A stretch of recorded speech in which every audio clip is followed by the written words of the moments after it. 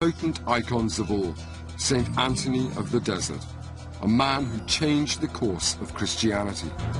I'm going to the desert. This is actually my own Christian tradition. I'll be looking at the founder of the monastic movement, Saint Anthony.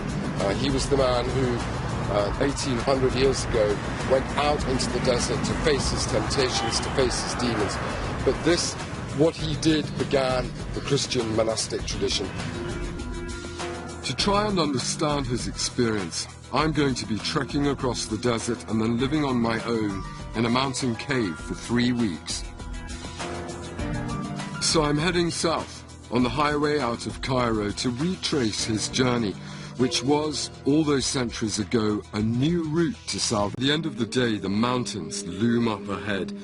These cliffs are littered with caves, and St. Anthony spent the last 43 years of his life in one of them. Others followed his example, and they became known to Christianity as the Desert Fathers.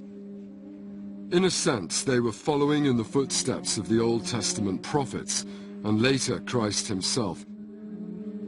His 40 days and nights spent in the wilderness were instrumental in founding his ministry, and Jesus went back into society. But the Desert Fathers spent lifetimes in places like this. Perhaps, by limiting their choices, St. Anthony and his followers could avoid the temptations of earthly desires. But I'm not altogether convinced.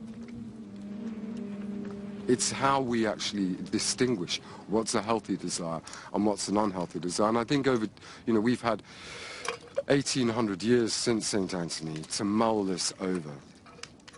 And, are things exactly the same?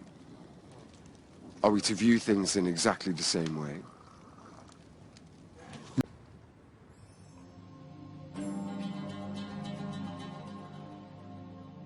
At last, I get my first glimpse of the Monastery of Saint Anthony, built at the foot of a mountain by his followers.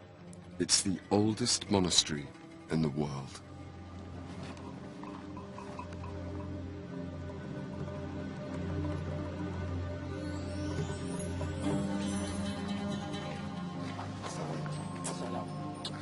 الرحلة دي عندك رحلة يعني سعيدة وبينك وبين ربنا. مع السلام. مع السلام.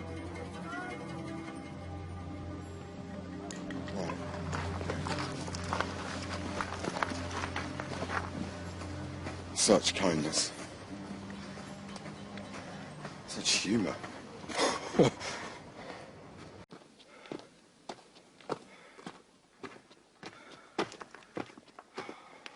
There he is. I would imagine that is one Father Lazarus. What a scene. Wow. It's like going to meet the wizard.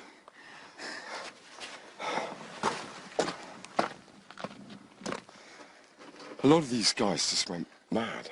And living on incredibly meager diets, which most health experts would say is almost impossible to do these days. I wonder what he's like.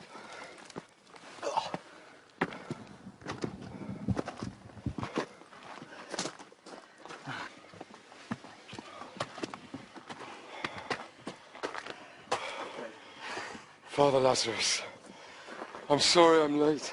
No problem. I took a wrong turn. No problem. I went up the wrong valley. Come and sit down. Thank you. Say a prayer, okay? Say the name of the Lord. He takes me immediately into the coolness of his cave and gets straight to the point. I want to know, and forgive me for the question, but it's necessary to ask it. How conscious are you of your sin? Very. Good, because unless you feel some repentance, this cave life will be useless. It will be without meaning. I agree. This is a life of penitence. This is the first thing. And the second thing, you are here to bless the world by prayer, not by a long list of names, No. By being awake in the spirit, Yes. by being awake in your soul. Mm. This awakefulness to the Lord, this is a blessing on the world in itself. Mm. It's near to Father Lazarus has a second cave further up the mountain. He very kindly allows me to use this one to stay in for the next 3 weeks. So, Yeah. when I came here, it was just this small cave that you can see here. Yes. But it comes with house rules. I eat in here, You eat in there?